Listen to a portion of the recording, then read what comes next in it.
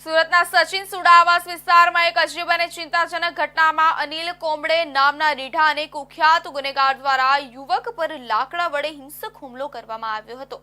આ ઘટના એ સમયે બની જ્યારે યુવક ત્યાં પસાર થઈ રહ્યો હતો અને અનિલ કોમડેએ તેનું માર્ગ વિરોધી કહ્યું તેના પર લાકડાથી હુમલો કર્યો અને પોલીસે હુમલો કરનાર અનિલ કોમડેને ઝડપી લીધો છે। જે વિસ્તારમાં હુમલો કર્યો હતો તે વિસ્તારમાં તેનું સરઘસ કાઢવામાં આવ્યું હતું। સરઘસ કાઢતા લોકોએ પોલીસની કામગીરીને બિરદાવી હતી। પ્રથમ મોકા પર અનિલ કોમેડીએ એવું કહેવું હતું કે કેમ અહીં આવે છે અને તુરંત જ યુવક પર લાકડાથી હુમલો કર્યો। હુમલાથી યુવક ગંભીર રીતે ઘાયલ થયો અને ચેતવણી આપી શક્યા વગર તે જમીન પર પડી ગયો। આ સમગ્ર ઘટના આપત્તિજનક હતી અને વિસ્તારમાં રહેવાવાળા લોકો ભારે ચિંતામાં મુકાયા હતા। તત્કાલ બાદ સ્થાનિકોએ પોલીસ સંપર્ક કર્યો અને ઘટના સ્થળે પોલીસ આવી। પોલીસે તરત જ અનિલ કોમેડીનું સઘન ચેકિંગ કરી તેને ઝડપી લીધો। અનિલ કોમેડી વધુ પડતો રીઢો અને કુખ્યાત ગુનેગાર માનવામાં આવે છે અને તેના પર અનેક ગુનાઓના આરોપ છે। પોલીસે આ ગુનેગારના વિષયમાં વધુ તપાસ શરૂ કરી દીધી છે અને અનિલ કોમેડીની પૂર્વ ગુનાઓની વિગતો બહાર આવી રહી છે। હવે આરોપી કોમેડીનો ભવિષ્ય કાળજીપૂર્વક તપાસી અને તેના સંલગ્ન મંત્રણા બાદ કાયદેસર કાર્યવાહી કરવામાં આવશે। આ હુમલાને લઈને સ્થાનિકો અને લોકોને લાગણી છે કે આ પ્રકારના ગુનાઓ સામે વધુ સક્રિય પગલાં લેવામાં આવવા જોઈએ।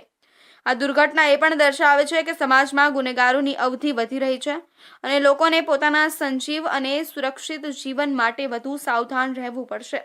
હાલ સચિન સુડા આવાસ વિસ્તારના પોલીસ સ્ટેશનમાં મામલાની તપાસ હાથ ધરી છે અને આ કેસમાં વધુ કોઈ ઘટના વર્તાવાની આશંકા પણ છે। પોલીસે હુમલો કરનાર અનિલ કોમેડીને ઝડપી લીધો હતો અને જે વિસ્તારમાં તેણે હુમલો કર્યો હતો તે જ વિસ્તારમાં તેનું સરઘસ પણ કાઢવામાં આવ્યું હતું। અનિલ કોમેડી રીઢો અને કુખ્યાત ગુનેગાર છે। તેનું સરઘસ કાઢી તેને શાન ઠેકાણે લાવી હતી। સરઘસ કાઢતા લોકોએ પોલીસની કાર્યવાહીને બિરદાવી હતી અને લોકોએ ગુજરાત પોલીસ જિંદાબાદના નારા લગાવ્યા હતા। લોકોએ કહ્યું કે આવા લુખ્ખા તત્વોને પોલીસ આ જ રીતે પાઠ ભણાવે તે જરૂરી છે। અનિલ કોમેડી અવારનવાર અહીં આતંક મચાવતો હતો અને અગાઉ પાસા હેઠળ પણ જેલમાં જઈ ચૂક્યો છે। સુરત પોલીસ કમિશનરના કહેવા મુતાબિક ગુજરાત અને ગૃહમંત્રીને કહેવા પછી ગુજરાત પોલીસ એક્ટિવ અને એક્શન મોડમાં દેખાતી નજરે પડે છે। ત્યારે આખા ગુજરાતમાં જે અસામરિક તત્વો છે જે લોકોને ડર ધમકાવી એવા અલગ અલગ કૃત્યો કરે છે, જે સમાજમાં દૂષણ ફેલાય તેવા લોકોને અટેક કરીને એ લોકોને કાયદાનો પાઠ ભણાવતા નજરે પડે। ત્યારે આપણે સુરતને જોઈએ, સુરતના સચિન વિસ્તારની જે પોલીસ છે, અહીં સુરતના આપણે સુડા વિસ્તારો વચ્ચે જ્યાં લોકો દ્વારા સુરત પોલીસ અને ગુજરાત પોલીસ જિંદાબાદના નારા લાગી રહ્યા છે અને એવી જગ્યા જે પોલીસ દ્વારા એક અસામરિક તત્વો છે અહીંયા 2 દિવસ પહેલા કોઈ વ્યક્તિને પટકા દ્વારા મારવામાં આવે તેને પોલીસે રિકન્સ્ટ્રક્શન માટે અહીંયા આવી છે। ત્યારે પબ્લિક દ્વારા પોલીસની પ્રશંસા કરવાની છે। પોલીસ અધિકારી પણ આપણી સાથે છે, આપણે મળીશું, પૂછીશું શું ઘટના હતી ને ઘટના પછી અહીં કેમ આવું પડ્યું। જી સાહેબ, શું ઘટના હતી ને આ ઘટના વિશે જાણકારી આપો। સચિન પોલીસ સ્ટેશનમાં એક બનાવ બનેલા હતા।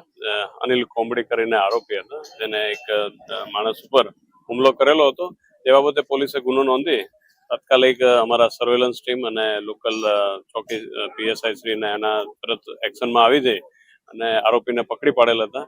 અને જે અનુસંધાને તપાસ ચાલુ છે હાલમાં, અને તપાસ કરનાર અધિકારી અત્યારે અમારે જે સ્થળ ઉપર જે બનાવ બનેલો હતો એના રિકન્સ્ટ્રક્શન કરવાના હતા કે બનાવ કઈ રીતના બન્યા અને શું હતા વિગત। એ વિગત માટે અત્યારે પંચનામા માટે અત્યારે અમે સ્થળ ઉપર આવેલા છે અને જે મુજબની કાર્યવાહી હાલમાં અત્યારે ચાલુ છે। પોલીસ, ગુજરાત પોલીસ અને સુરત પોલીસની જે કાર્યવાહી અસામરિક તત્વો પર થઈ રહી છે તેના હિસાબે કહેવાય છે ગુજરાતમાં અસામરિક તત્વો અને ખોટા આતંક ફેલાવનારા લોકો પર પોલીસ કડક કાર્યવાહી કરીને પગલાં લેશે। કેમેરામેન રવિ સાથે સુનિલ પ્રજાપતિ, ઇન્ડિયા ન્યૂઝ, સુરત।